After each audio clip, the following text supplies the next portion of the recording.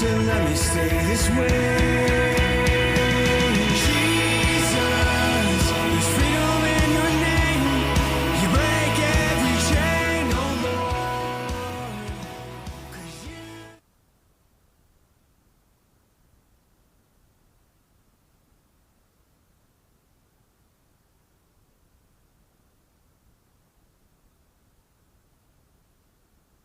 or clothes or baby formula or schooling or anything, you hop on there and you can be the person that helps them. So help us, help you, help other people. All right.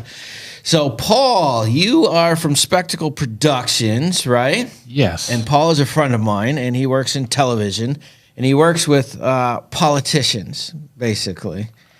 Politicians and religious leaders, yeah. Right. All right. So we're going to get to that at the end. Okay. And so him and I met through a mutual friend in regards to our community outreach and things that we want to do. And you just are a unique human being. And I want to get people to get to know you because you do a lot of work in the community behind the scenes, and people just don't know that. So we're You keep telling me I'm unique, and I'm hoping I'm not. I'm hoping there are a lot more people that think like, no, I'm hoping there's a lot more like me. Because I'm looking. Yeah. When people are like, man, it's rare to have such an honest person. You're like, uh-oh. All right. So, where did you grow up? Where were you born? I was born in Detroit. In Detroit. In Detroit, Michigan. Yeah, 5450 West Outer Drive. West Outer. Outer Drive. Yeah, we were the quote unquote suburbs of Detroit. I guess the outer. Yeah, outer would be suburbs. The outer ring before. Yeah. What county was that? Wayne County. Wayne County. Okay. Yeah. And how long did you stay in that area? Man, I was there until my 8th grade year. 8th grade year? 8th grade, 9th grade. All right, so how many, like mom and dad together, divorced? Yeah, mom and dad together. All right, and how many siblings? 2. Older brother, younger sister. So I'm in the middle. Oh, and so are you the come together person when they're fighting? You know, or are you? I'm gonna let you guys burn and watch. Yeah, pretty much. You know, I like to laugh. Yes, you do. I like to laugh, so I don't remember acting as an intermediary between them, or myself. I don't. Okay. Were you a pot stirrer? I was a. What kind of kid were you, if you had to label it? I was a entrepreneurial geek. As a kid? Yes. Give me an example. Oh, I sold seeds to make money to buy a radio-controlled car. Seeds, like tomato seeds, cucumber seeds? Peas, carrots, blah, blah, blah. They used to have all these little kits you could get in the back of comic books. So you would sell those to who? The neighbors. No kidding. For their gardens or whatever? For their gardens, whatever, yeah. I mean, I'd sell, seeds and Christmas cards and birthday cards and damn near anything I could. Where did you get your hands on that stuff? To the back of my comic books. I was a Richie Rich comic book collector. Okay. So no Superman, no Batman, none of that kind of stuff. It was all Richie Rich. On the back of the thing was something for Christmas cards? Yeah, well, see, tell me how it works. J.C. Smith catalog, Johnson Smith catalog, used to advertise in the back of comic books. Okay. And then you get the Johnson Smith catalog, and you could buy poop, plastic poop, X-ray glasses, or you could see the girls naked, and what was one of the other things? Hot air balloons. You could buy these paper mache hot air balloons. They look like you could use them in the picture, but in reality, it was 3 foot by 4 foot or whatever it was. But the J.C. Smith, they got a lot of my money. No kidding. And then you, in turn, figured out how to make money doing that. Well, no, I mean, those were programs that they had. Like today when the kids sell pizza boxes for fundraisers at school. You know what I mean? I got you. Okay. Sell candy bars. But you're right. Most kids weren't doing that. They were doing it not back then. No. I was doing it. All right. So when you were growing up, were you like, when you define yourself as a geek, so you were a nerd in school, you were a cool kid in school? How did that work there? Now we're talking 8, 9 years old, right? Yeah, I am. Well, I tell us a story. I was in Region 5 middle school. They had just started this new experiment. There wasn't going to be, there was going to be something between elementary school and high school, and they called it this middle school, which was like they started middle school. And what years is this? 70, 78. Okay. So middle school was a new idea. It was a new idea. Okay. Yeah, it was a new idea. So I went to middle school, and our middle school was like a shotgun. It was a 3-story building with staircases at each end of the building that went up 3 floors. Right. And our cafeteria was in the basement. Nice. And I remember this girl kept stealing my my chocolate milk. She kept stealing my chocolate milk. All right. So I remember I hurried up and drank it and replaced it with water or something. And the thing is, she came and took it and went to go drink it, and she got livid. She started How dare you chasing drink me. your own? Yeah, all right. So is this like she thought you were cute kind of thing? She was picking on you? in retrospect, She thought I was gorgeous. she chased me around that school for 3 laps. Wow. And then after, and all the kids in the cafeteria are cheering, cheering her on. And then we get to the second floor on the 4th lap. And what was her name? Isella? Oh, what a weird name. Norzel was her last name. I think it was Isola Norel. She was the science teacher, and she used to beat us with what she called a meter stick because she wanted to help us learn the metric system. You get beat with a proper stick. That's awesome. We rounded the second floor, and there she's standing with that meter stick. Oh, no. So what happened? Oh, she got us both, sent us to the office. Wow. So you got in trouble for being chased. Thank you. That's outstanding. Yeah. I think that was my first suspension. My first suspend. So were you suspended multiple times? Not really. No? Not really. Okay. I was an easygoing. I mean, I had a guy that we used to wrestle. We'd never fought, mad at each other, fight, but it was more of like who's stronger, Right. kind of wrestling when the teacher would leave the room. So I would get in trouble for that. Tyrone. All right. So that was middle school. What was high school? Now you said you stayed in Detroit till then. So where'd you go to high school at? We moved from Detroit to a small town in Massachusetts called Scituate. Massachusetts? Called what again? Scituate, Massachusetts. Scituate. Population 3. That sounds very Indian. Well, we were only black folks in the whole town. American Everybody else of color was Portuguese. Oh no. They bust in the black folks. Why to there? The school. Why there? My dad does work. Transferred. What did My he dad do? was he was the developer of dealer development. The developer He of was the manager or director of dealer development for General Motors. So Wow. His job was to recruit the Melfars. So he was a smart guy. Yeah, he was the guy that put the football players into dealerships, car dealerships. That was his idea. I don't know that it was his idea, but that was his job. I gotcha. Okay. So he would go around and convince these football players. So how did that work? Being the only. It was fabulous. Yeah. It was It was a culture shock for me. I remember being on the school bus first snow, and we affectionately called them greenhorns. I'm pretty sure that's a bad term now. Okay. But anybody that was fresh off the boat and had just arrived in the town was considered a greenhorn. Okay. And it's snowing like cats and dogs. And all these guys that have just arrived in the country are just standing out on their front yards looking at the snow in their shorts and their flip-flops. Amazed. Amazed. Yeah. They've never seen snow before. Yeah. So to see somebody experience snow for the first time was fabulous. That had to be cool. It was fabulous. It was fabulous. But they had weird rules that I didn't know of. Like if somebody died, they had to wear black for a year.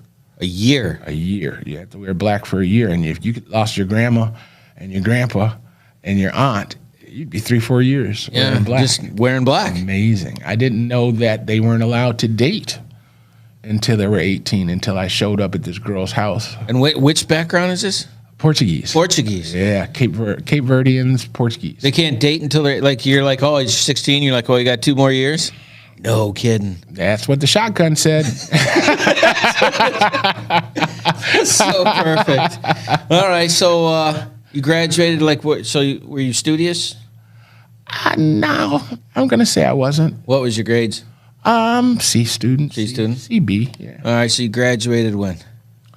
I'm guessing 3-something.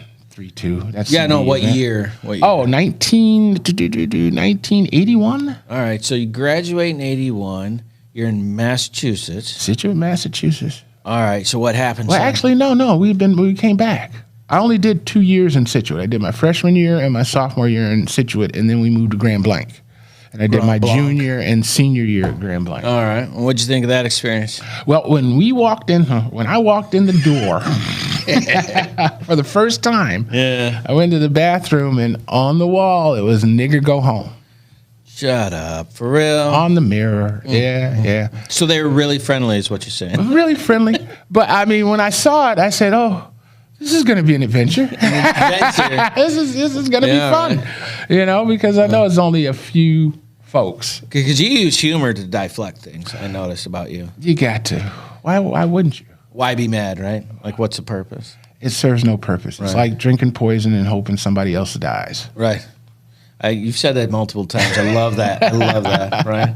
So you graduate in 81. You're in Grand Blanc. Yes. So what was your plans then? Like, what was your big plans? Well, what was really cool was maybe 3 weeks after we moved to Grand Blanc, got a call on a Saturday morning. And the guy says, "Hey, I'm your neighbor. You don't know me, but would you like a job?" Wow. And I said, "Sure." This is when the phone was in the kitchen, right? Yeah. I said, "Sure." He says, "All right, well, I'll stop by later on." Didn't tell you what it was. Didn't tell me what it was. Oh, outstanding. So Irv Shapiro lived across the street, and they ran Shapiro's grocery store Okay. on 2nd and Harrison Street downtown. All right. Jewish deli. Okay. He gave me a job. And you were doing I was a clerk. I was a Okay. butcher. I was a cashier. Whatever they needed. Bottle room. Yeah. so you learned the grocery business. Well, what was funnier was that years later, I worked for him for maybe 5 years. About 3 years in, he told me that he didn't mean to hire me. He thought he was talking to my brother. Really? They were having problems with people stealing stuff in the store, and my brother was a big guy. Yeah. I said, "Oh, yeah, we get this guy in here." And then I showed up, and it was like they didn't want to tell me no. Right, because they had already offered you the They had job. already offered me the job. So you did that from Love the Shapiros. high school to post high school for a few years. Yeah, for a few years until they actually tried to get me to quit. Really? Yeah, but because Hold on, it was before- because they loved me. Before you tell me that story, Okay. I gotta take a break. Take a break. All right. If you haven't gone to spiritualwarfareunit.com, make sure that you do. If you haven't share, and subscribe to YouTube channel for Spiritual Warfare Unit, make sure you do that. You guys sit tight. We'll be right back. Taking a quick break from our podcast. That's a great. You know about our life application program that we have for churches and nonprofits in the area that are trying to find programming that they can use in case the corona shuts you down and you're not able to get in. You go to spiritualwarfareunit.com. You click on our episodes and you can check out our programs for as little as $29.99 a month to make sure that we're still getting the word out to those people that need it. Now, back to the program. All right, welcome back to the Warriors Way. Our warrior this week is Paul Herring from YouTube, Spectacle TV, youtube.com/Spectacle TV. So you're just telling us a story that you accidentally got hired by your neighbors because they thought it was your brother. And then, so you're 17, 18, 19, right in that range? Right in there, yeah. And they loved you so much that they made you quit. They made me quit. I started having parties with my friends. Well, of right? course. There was a bar next door to Shapiro's called the Rusty Nail. Okay. And we used to rent roller skates at Crazy Horse Skate Rental, which was just past the Capitol Theater. All right. And we'd skate around to the bars downtown, skate into the bars, and have a good time. Yeah. I think I maybe had 6 or 7 of these parties, right? All right. These roller skating parties. And at the same time, at work at Shapiro's, they had hired this other girl, and they made her my boss. They hired her 2 weeks, and after 2 weeks, She's your boss after 2 weeks. she's the assistant manager, and they knew it wouldn't sit well with me. Right. Right. It shouldn't. So I'm trying to decide what to do, and I get a phone call from Water Street Pavilion, which was just opening up. Now, what is that? Water Street Pavilion. Water Street Pavilion on Saginaw Street, across from the hotel, the Hyatt Hotel, that big pavilion that was a Yeah, right downtown Flint. Okay. shopping mall. Yeah. So they called me and they said, hey, we're looking for somebody to manage our skating rink. We've heard great things about you. We hear you skate. Okay. So Keith, the guy that Sounds like somebody made a call. did Crazy Horse, right, Yeah. had talked to them. That's And they what it had was. also Okay. talked to Shapiro's because they got my name from them. They went to meet me at Shapiro's. Yeah. So Shapiro's knew they were looking for me. Gotcha. And Shapiro's knew that I wouldn't quit. So they got the girl to make it rough for you so you would leave. No kidding. Now, are you going to school during this time? Because you're like what, yeah. early 20s, right? Early 20s. I did some time over at Mott. I did some time over at U of M. Never accumulated a degree at either one of them. Took statistics and logic and... All the classes nobody takes. Those are the ones you took. Right.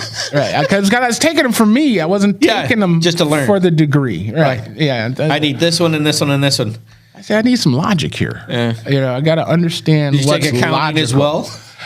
I did. Those are all the ones that people avoid. Like, check. You're they like, yeah, I avoid. need these four, and then the rest are...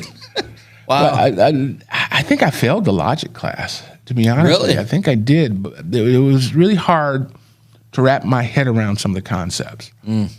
But I think they stuck for some reason. All right.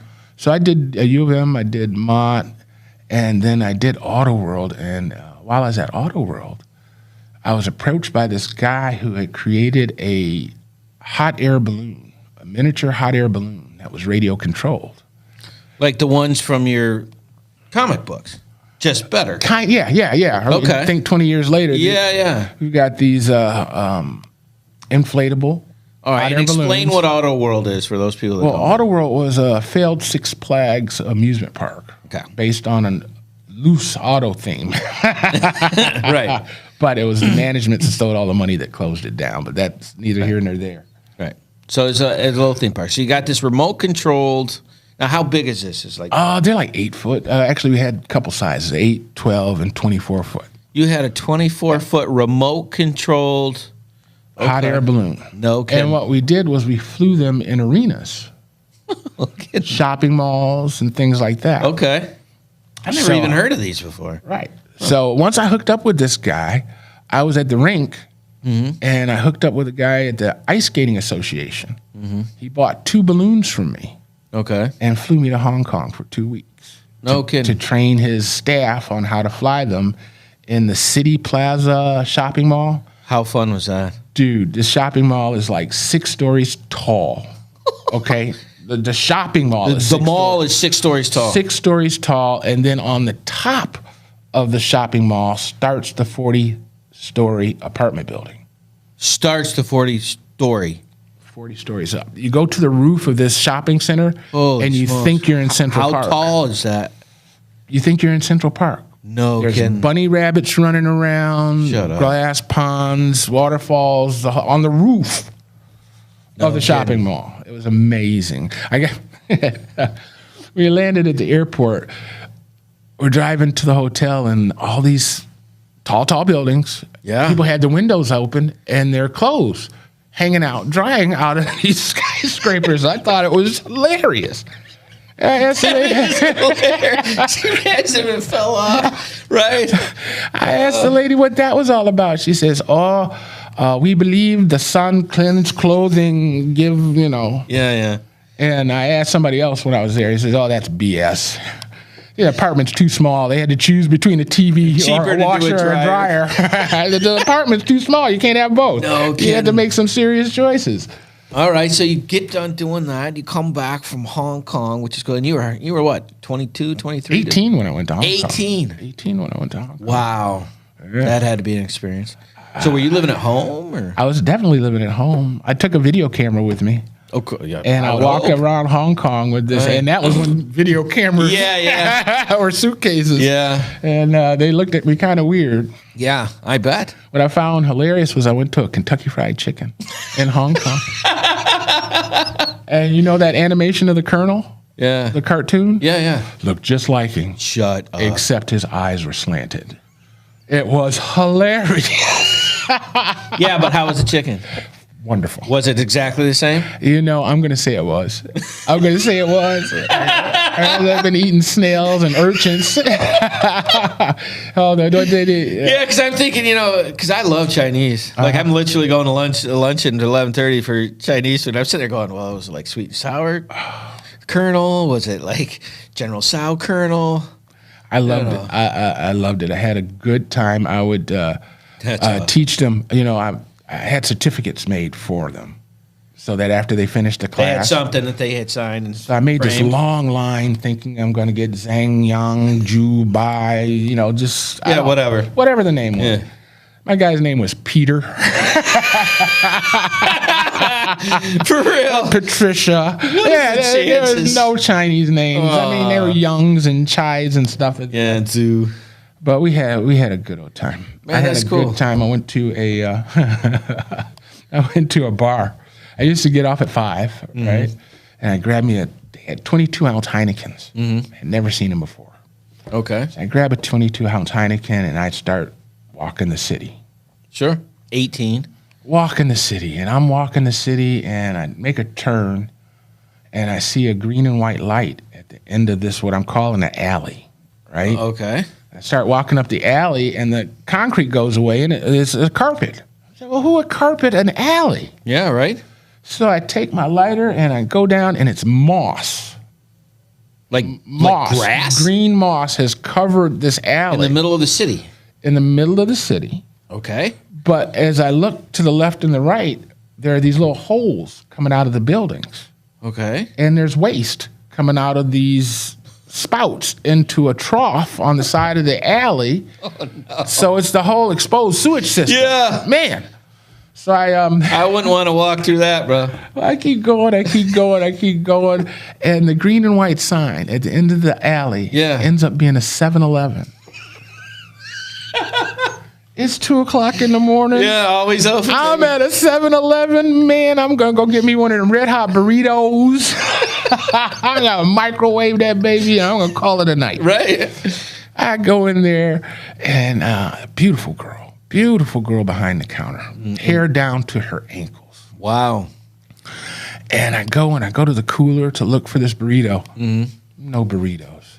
They got pickled duck bills.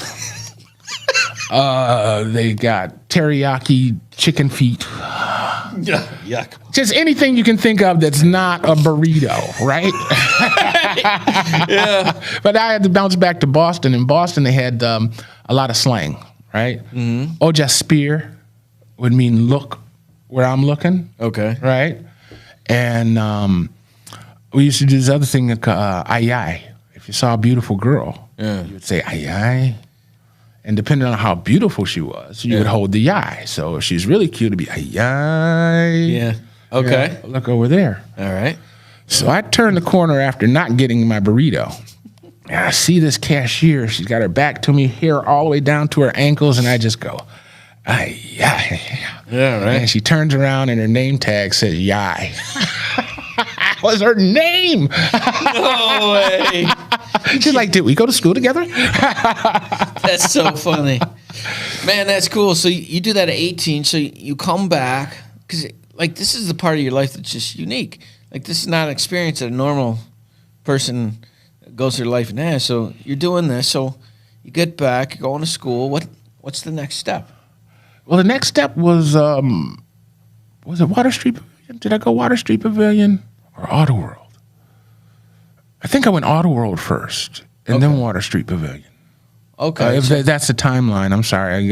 It's all right. Getting a little confused. So you're downtown.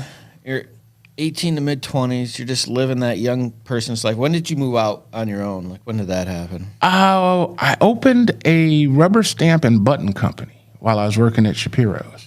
Hold on. A rubber stamping button company? A rubber stamp and button company. Oh, rubber stamp.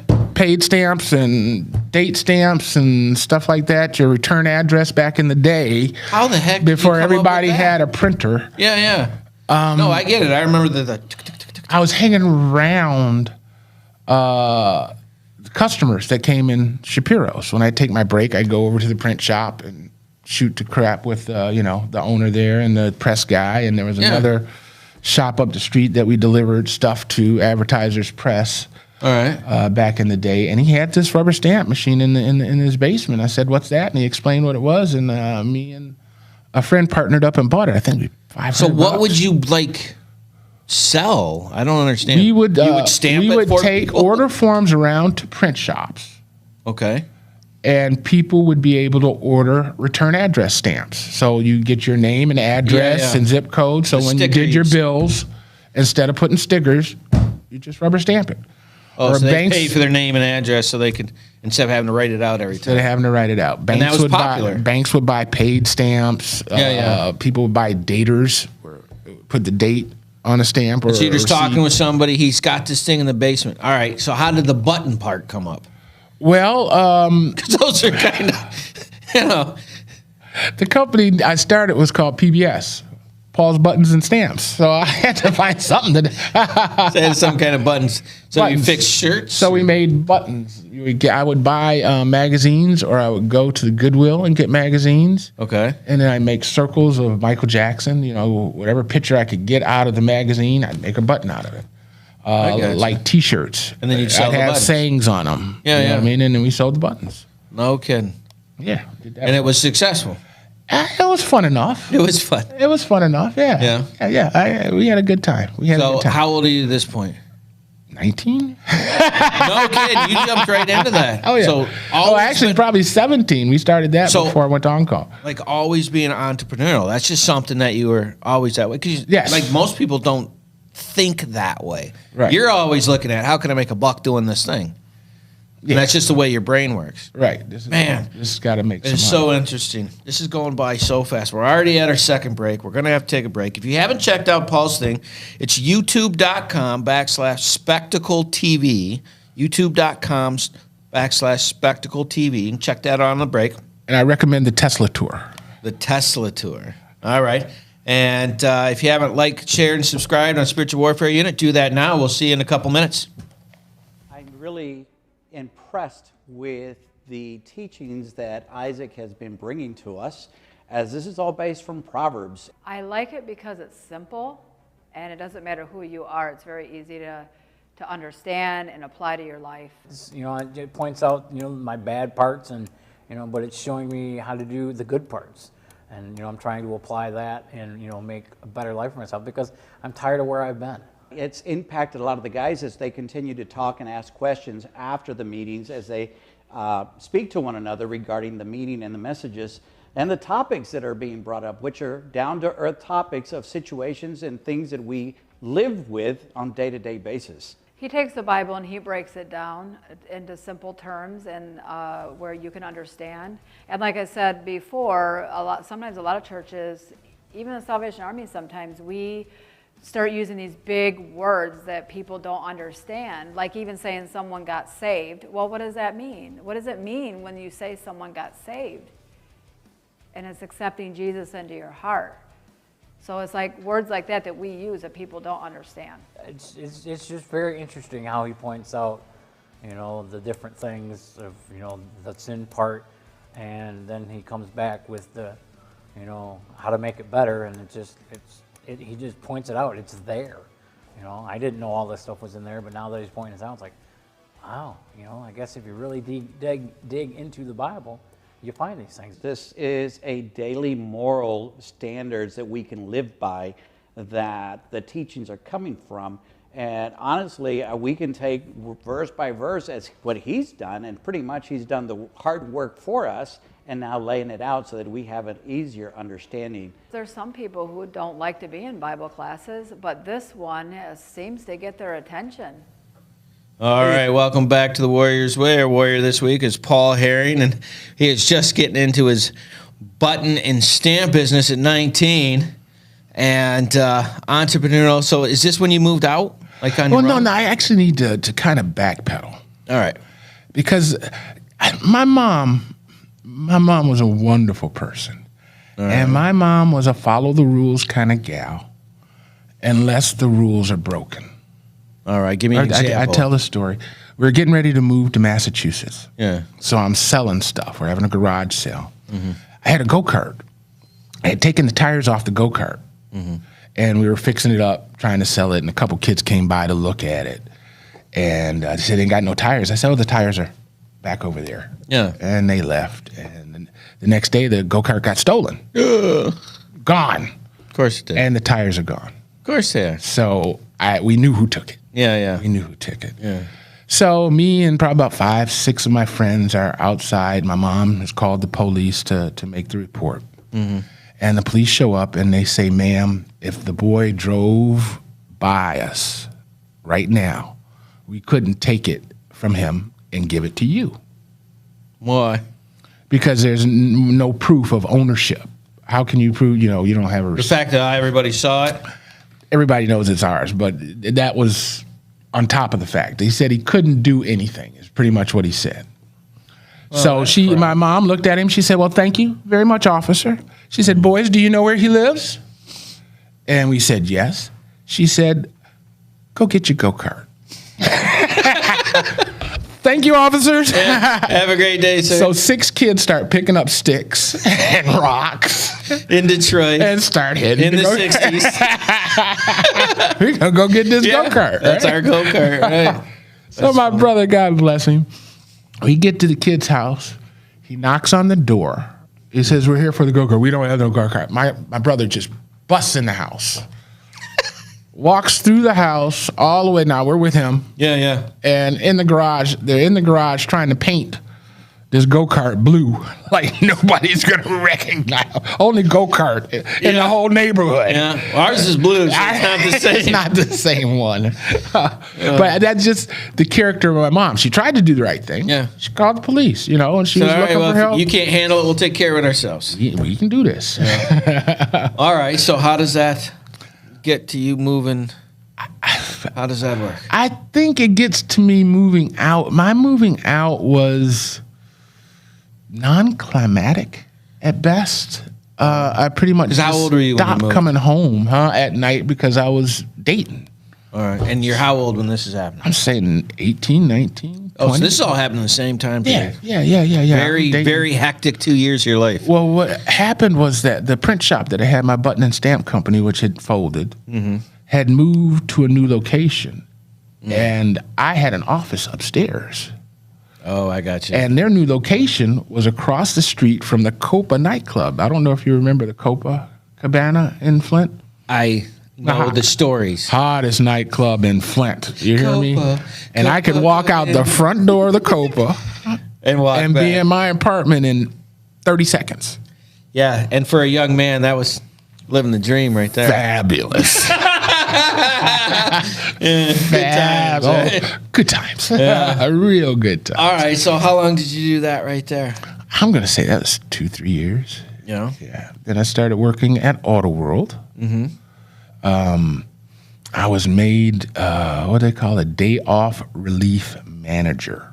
All right. So, you know how they had little booths and concession stands, food, hot dogs, and blah, blah, blah. Yeah. Well, when the manager... You manage those. When the manager would go have a day off, Yeah, I would step in. I got you. So I had to run the sausage place, the pizza place, the onion place, So how many days a week would you work that then? I just could do one or two? 5 or 6 days a week. Oh, no kidding. Okay. Just relieving people on their days off. Gotcha. So I did that for a while till they bellied up, I think. Right, how long was that? Good grief. I don't think they were. Few years. I don't think it was 3 years. Yeah. I don't think it was 3 years that Auto World lasted. Yeah, that was like late 80s, right? Yeah. Into late 80s. Late 80s. Late 80s. All right, so have you found a steady date at this time? Like, is there a particular lady? Oh, yeah. I was in love. My gosh. I had my wife, Angela. I met her. She worked the Ferris wheel Ah!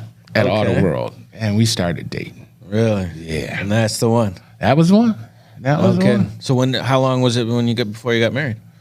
Man, I'm gonna say, I'm gonna get in trouble now. You get- It was quick. It was very quick. yeah. Mid-year. It was a wonderful time. Yeah, back in the 80s. Yeah. It was probably longer than it should have been, but not as fast as it could have been. Yeah, right. Yeah, that'll be Yeah, safe. that's such a great That'll answer. keep me out of trouble. So, All right, so late 80s, early 90s, and so Outer World goes down. You're dating your going-to-be wife. What happens at that point? You know, this timeline is getting messed up, but I had decided to take a trip to Mackinac. Mackinac Island. Yes. All right. And so this must have been before my wife. Better have been. I'm in trouble. Well, no, you were clear with the timeline. It was that was the timeline. Very. I had taken 2 girls Okay. up north. Okay.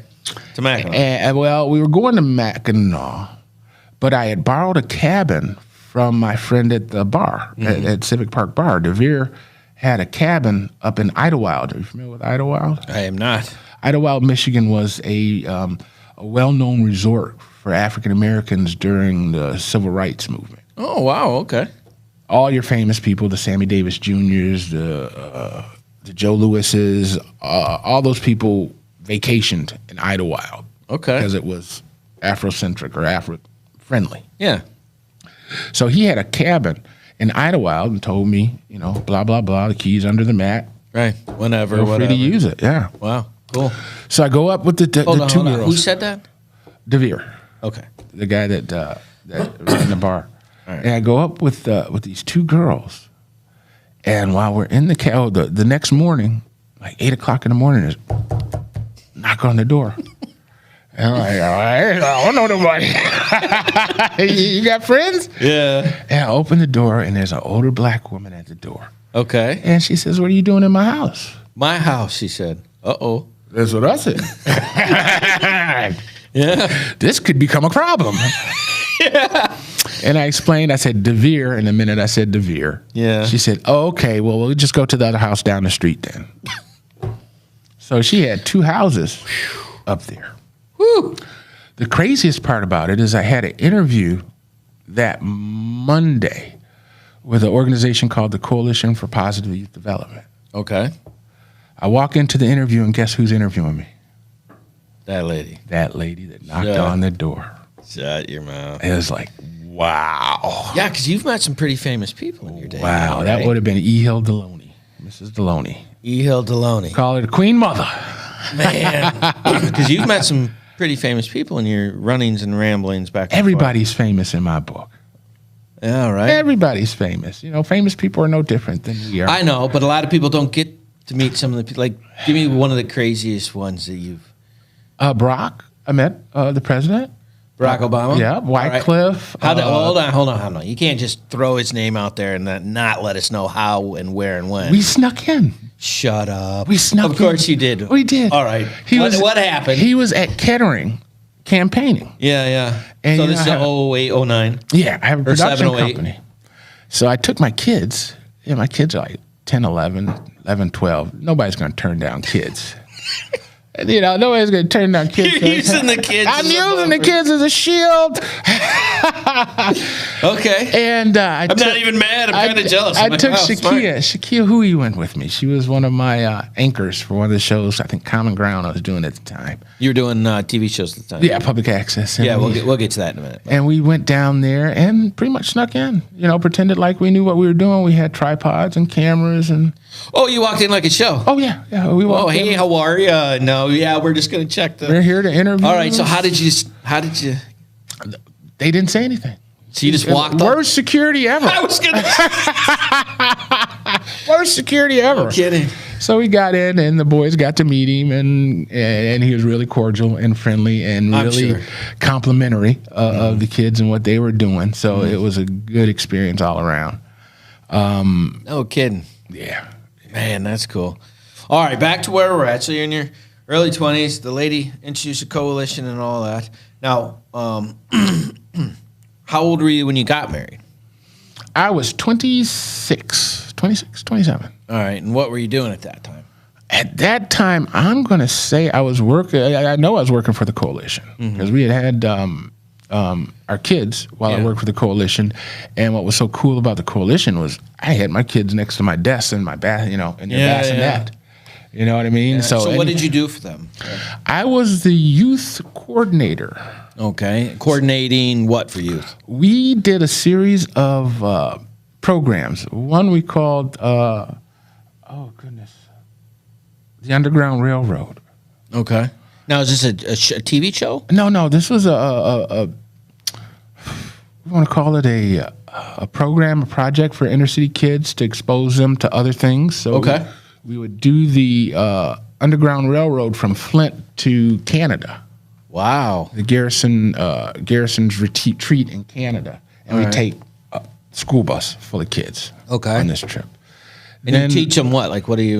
we would stop at all the markers and show them how the slaves went to the church in Detroit and how they crossed and, Oh, kidding. things that they did. And Harriet Beecher Stowe, I think, wrote her book at Garrison's or somewhere around in Canada where we ended up. Yeah.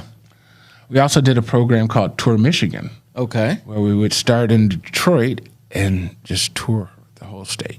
No kidding. Go around. And you guys did this to the kids for free? Yeah, we did this to No kids kidding. for free. We ran a freedom school on Saturdays where we'd go pick up kids and bring them and talk to them about culture and Man, that's cool. all sorts of stuff. It was a great job. I All loved right, it. before we go further, we got to take our next break, man. You're killing me here. And when we get back, we have our gem session where he's going to tell us a funny story, and hopefully we'll have a funny story in return. If you've not gone to Spiritual Warfare Unit, subscribe and do that now. If you want to check out what Paul's doing, youtube.com/Spectacle TV. Give that a shot. We'll be right back. Hey, it's Aaron with UCAN. Just out here today at the Valley Area Agency on Aging event, Senior Power Day.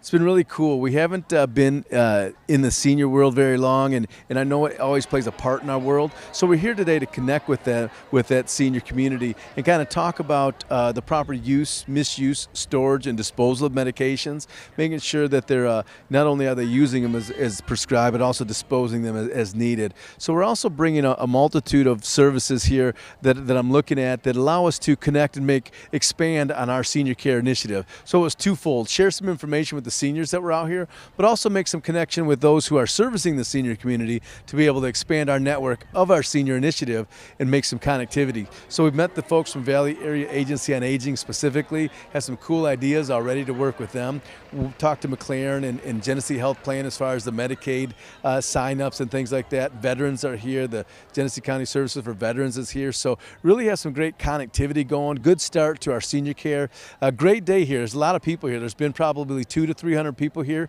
We've been here since 9, so it's been a rewarding event. Most people do look at our table and say addiction and don't look, but there's been those handful that do come over to us and say specifically, hey, can you come to this event or can you come speak to us here or there? And that's kind of what we're after. We're really after the focus on how we can continually expand our reach into this community. So it's been a good day. We look forward to continuing the rest of the day, and we'll circle back again another time. Thanks again.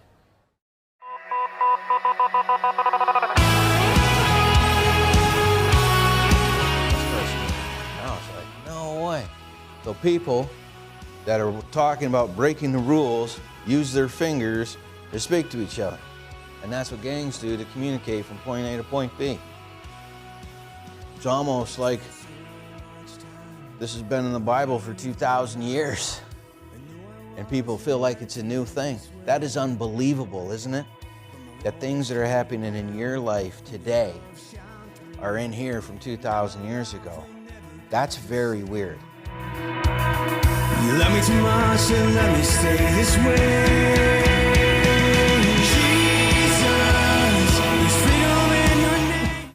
You have All right, welcome back to the Warriors Way. This is our third session, our gem session, where we get a gem, a funny story that's happened in the life of our guest. And so this is your opportunity if you have a funny story. And I remember you saying something about a go-kart, but that's all I remember. Man, no, I think I already told the go-kart story about my mom. I'm trying to think of a PG. Funny story, because most of my stories involve some stuff. Yeah, the rating may be a little too high. Huh? The rating might be a little high. Man, I can tell an amazing. Well, this happened when I was 16 years old. Me and my buddy decided to go camping. All right. We decided to go camping, and we had got somebody to buy us some beer. So we had a 6-pack of Tall Boy Budweisers. All right. We had gone to Holly Recreation, and we had set up. My mom had a Skylark. We took a tarp, and we slammed it in the car doors and put sticks on the outside and put the picnic table underneath it. Yeah. We had a little... Living the dream. Living the dream. Yeah. 2 girls walk by. Just a half. Cute as they wanted to be. We followed them down to the beach. Long story short, she was my girlfriend for 3 years. Wow. But we didn't come back to camp till late that night. Okay. And we had set up our tent next to this big mound of dirt that had some construction going on. Oh no. So he gets out the beer. And no sooner than we click the beer, a cop walks around the corner. No way. Cop walks around the corner. He says, "Listen, you guys, put the beer on the table. I'll be right back." Uh-oh. And Are you there with the girls at the no, the girls are in their camp. Oh, They're at our oh. camp. And I said, "Jeff, toss the beer." Right. He says, "No, man, we're caught. Let's just put it on the table. Deal with it." I said, "Dude, toss the beer." He said, "No, man, we're caught." I said, "Toss it." And he throws it over the hill. And we hear this, oof. You did not. Cop walks around the corner, dangling the 4 remaining beers, scratching his head. He says, "Who wants to fess up to tossing the beers?" Out of all the places. All the places. So now So the cop what is- tells us we got to break down the camp. Yeah. We got to leave. We're kicked out. Of course. So now Jeff decides he's going to start this Coleman lantern that we have on the picnic table, right? gosh. That's where we're waiting for the cop. He's all right, well, we'll get some light. Yeah. He starts pumping this thing. And white smoke starts coming out of it. Oh, there's good news. And I say, "Jeff, don't light that." And he looks straight at me and he says, "I won't." Click, flicks the bic. We are engulfed in flame. The flame comes out of the Coleman lantern, hits the roof of the little awning, and cascades around us. Split second, it was just like, No kidding. oh, I said, "Dude, you okay?" He said, "Yeah." And then the cop tapped him on the shoulder, and he freaked out. Wow. No kidding. We got all packed up. They called my dad. They called his parents. They had a hard time getting a hold of his parents because he gave them a fake ID and the right phone number. I'm like, dude, why would you do that? If you're gonna go all in, huh? So my dad's coming. He's coming to get us. Oh no. And we're following the cop out of the park. Yeah. And every car that passes us, he stops to see if it's my dad. Yeah. Not my dad, not my dad. He ends up catching these people in Lover's Lane, right? Yeah. So now there's a convoy. There's a cop, me, and these guys that he caught in Lover's Lane. We're headed to the ranger's office. And, of course, my dad passes, and the cop doesn't stop him. I Yeah. have to stop him. Yeah. I stop my dad, and he's a big guy. Yeah. He backs up, and he says, "Where are you going?" And I said, "The officer told us to follow him." Yeah. And he looks at us and just starts laughing. We must have looked so pathetic. Right. Make a long story short, we go down to the police station, and the cop's explaining what happened. And the cop says that they're kicked out for the night. They can come back tomorrow. And my dad didn't understand that. You mean, I would say it's midnight now. So you're saying in 2 minutes they can Right. come back. Right. He says, "Let me talk to you in your office." So he walks the cop into his office. Yeah. And we're sitting outside shooting the crap with the folks that got caught at Lover's Lane. Yeah. He gets frustrated waiting. 15 minutes. He goes in, comes back out. He says, "How'd it go?" He says, "Well, your father told me he'd be right with me." I said, "Oh, this is going to work out good." Yeah. And then the next thing you know, the cop comes out. Yeah. And he says, "Okay, listen. Your father thinks it's a part of your growing up. And do you want to stay or do you want to go?" And Jeff hadn't been caught yet. So he says, "We want to stay." And the cop Oh, my God. the cop says, "You can't stay." And Jeff says, "You tell his father we're staying and we'll leave." And the guy looked at us both, and Jeff says, "He'll have you in there for an hour." No kidding. So the cop agrees. My dad comes out, and he looks at both of us, and he just says, "Don't drink your beers under a street light." You You were under a street light. No kidding. Oh my gosh. So he it's takes off. hilarious. We come back, and he says you can't stay. And that's the night we found out that half our friends were gay. You can't just throw that one in there. Why? Half your friends are gay. Yeah. It was Wow. interesting, to say the least. We needed a place to stay. So our buddy Steve worked at Arby's or something like that. And they were up all night at Arby's. So All right. Well, we're gonna have to get you to come back at another time for that story. We got to finish up. So you're married, had the kids at 26, married, yeah. kids. How did you get into like doing television production? Like, how did all that happen? one of the stretches when I was looking for work, I wasn't having success. And I decided that a smart way to do it would be to interview. Yeah. A way in the door, instead of calling and asking for a job, would be to call and ask if I could interview the director. Gotcha. And then so I started interviewing directors of nonprofit agencies in the city of Flint on the television show. Actually, I started volunteering as a camera operator, right? Okay. And I was a camera operator on a show called Common Ground that Dan Kildee hosted. You know okay. Senator Kenny? Yeah. Kildee? Yeah. Well, 2 weeks after I started, he decided to run for office. And Wow. the rule back then was you couldn't be on public access if you're running for office. Right. So he looked at me and says, "Hey, you want to host a show?" No kidding. So I started hosting Common Ground. 3 weeks to a month after that, the producers of the show got a grant to go to Poland to do a documentary. Okay. So they said, "Hey, you want to produce the show?" Yeah. And so within 3 months of me volunteering as a camera operator, I was a producer, which amazed me. I smile every time I think about it. Yeah. Right. And you were how old at that time? 20 maybe 20, 22. And you've been doing this. Ever since. Ever since. No kidding. Ever since. I think I've made a career out of an uncareerable opportunity. Careerable opportunity. Yeah, it's public access, so it's supposed to be free. Yeah. But they told me as long as I didn't charge to use their stuff, Yeah. I could generate revenue. So I started buying my own equipment, and I started doing shows for people who didn't want to deal with scheduling Yeah. 3 guys to run camera. Yeah. Finding a director to produce their show. So it was a package. You're right. And once they wouldn't let me store sets there for these people's shows, I started looking for a place. Then I found one in Carriagetown.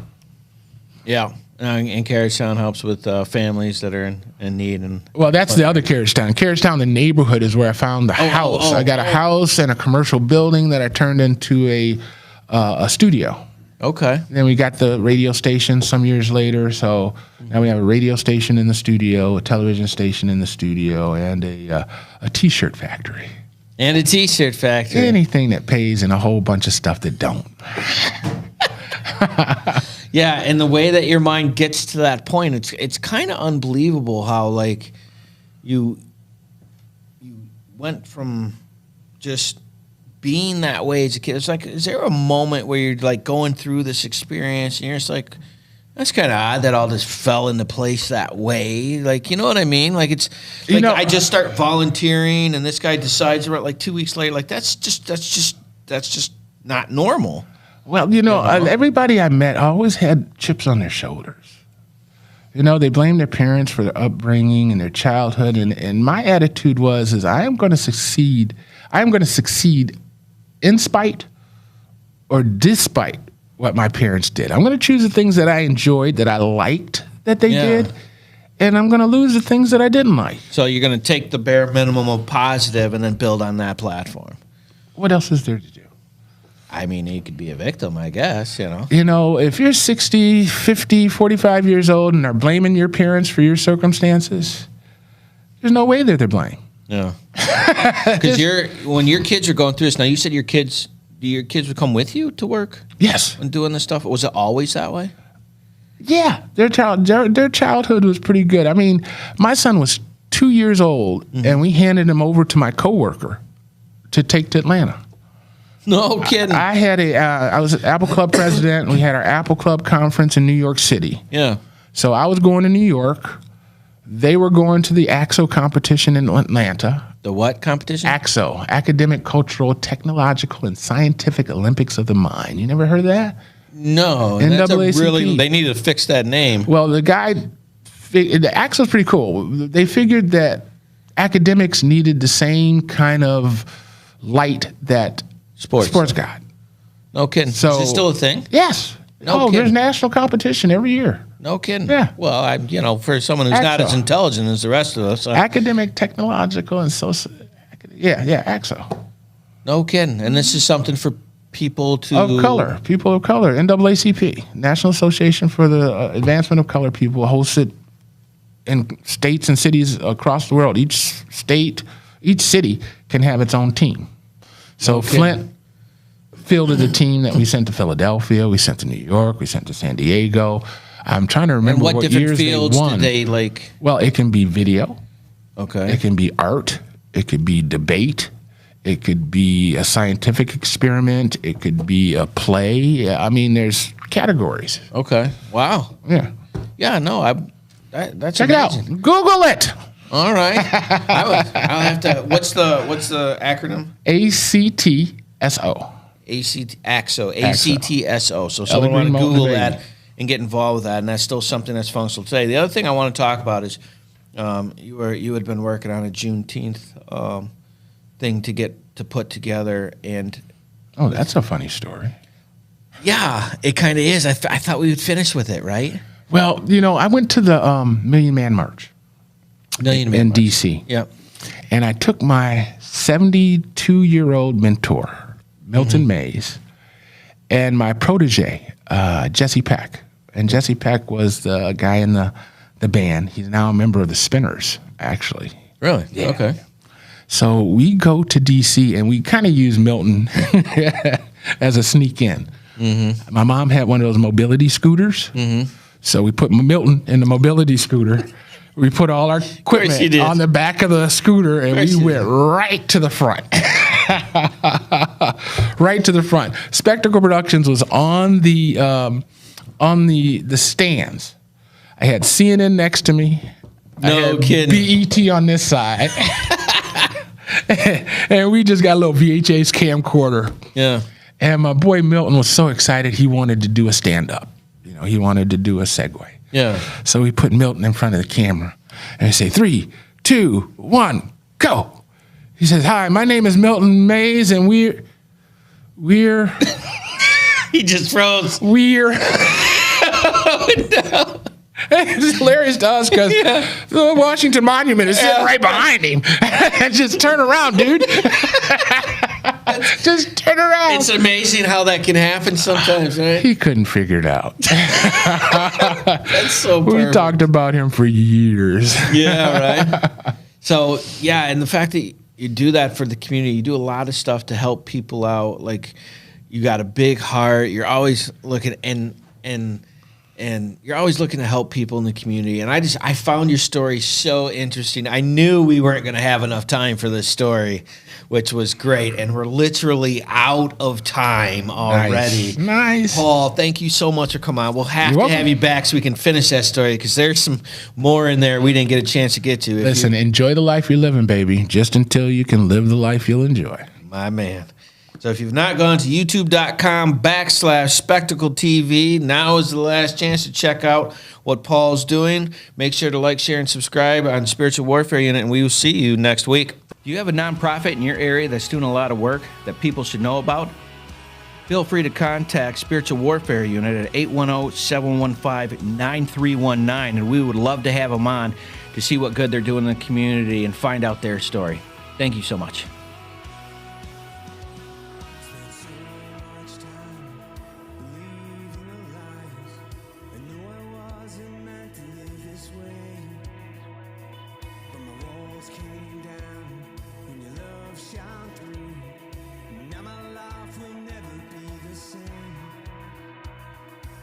Too much and let me stay this way.